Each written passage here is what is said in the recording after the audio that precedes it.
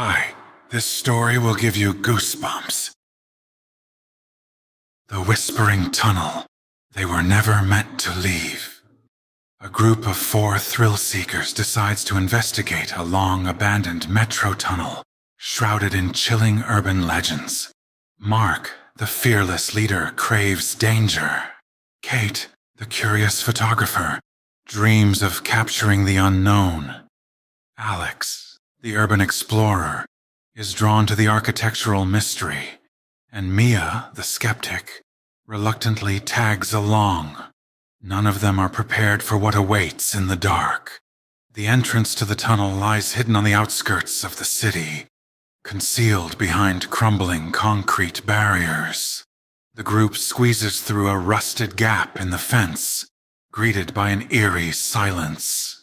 A faded warning sign catches their attention. "Danger! Do not enter! Lives have been lost here!" They laugh nervously, dismissing it as an exaggeration. As Kate snaps her first pictures, she notices something odd. Faint, flickering lights on her camera, forming shapes she can't explain. She shows the photo to Mark, who brushes it off.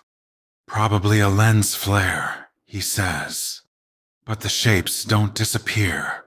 They seem to grow clearer with every shot. Venturing deeper, their flashlights barely pierce the thick, unnatural darkness. The air feels suffocating. Alex notices deep, jagged scratches running along the walls, like desperate claw marks. "Who or what made these?" he whispers, but no one answers. Soon, they stumble upon an old, decrepit train car, sitting motionless on the tracks.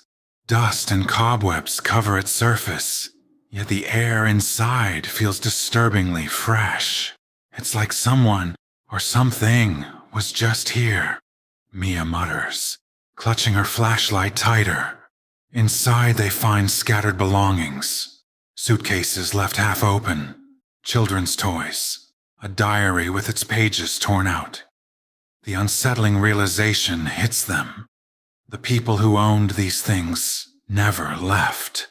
Kate snaps another photo, and this time, the glowing shapes take on humanoid forms. Watching. Suddenly, a whispering sound fills the train car, faint but growing louder. It echoes through the walls, weaving together words that send chills down their spines. "Why did you come? You shouldn't be here." The voice sounds layered, as if dozens of people are speaking in unison. Panic sets in.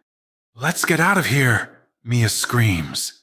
But when they retrace their steps, the tunnel behind them has changed.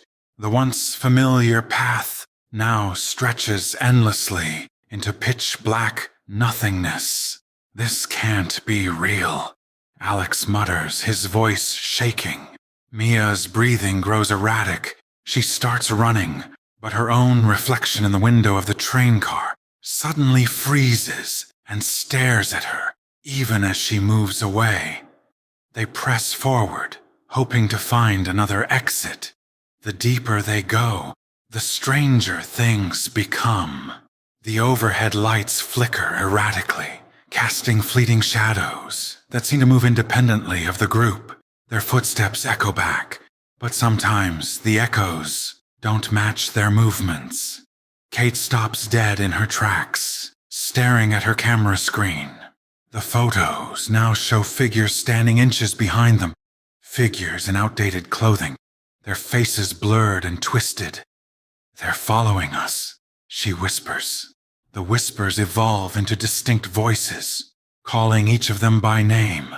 Mark, always the skeptic, suddenly freezes, his face pale. "It's my brother," he murmurs. He's here." But his brother died years ago. They find a doorway leading to a narrower, icier tunnel. "This has to lead somewhere," Mark insists, ignoring the mounting dread in the air. On the ground, Mia spots a pristine, modern-looking teddy bear. "This can't be here," she says, her voice trembling. In the next chamber, they discover an old control room. Dust covers everything except the monitors, which flicker to life as they enter. One screen shows footage of them entering the tunnel, live, as if time itself is folding back on them. On another monitor, a woman's face appears, her eyes hollow and her voice barely audible. "You're making their mistake. Leave, if you still can." The screen goes black, leaving the group in stunned silence. Tensions rise. Mark refuses to leave, convinced it's all an elaborate prank. Kate and Mia, terrified, argue for turning back, while Alex hesitates, torn between loyalty to his friends and his growing fear. Mark storms off, vanishing into a side tunnel. Moments later, his screams echo through the cavern, followed by deafening silence. When the others find his flashlight lying abandoned, the walls around them begin to shift, displaying his face frozen in a silent scream. The whispers swell into a deafening roar, and ghostly figures emerge from the shadows. Their faces are familiar, their voices pleading, "Help us. Don't let it take you too."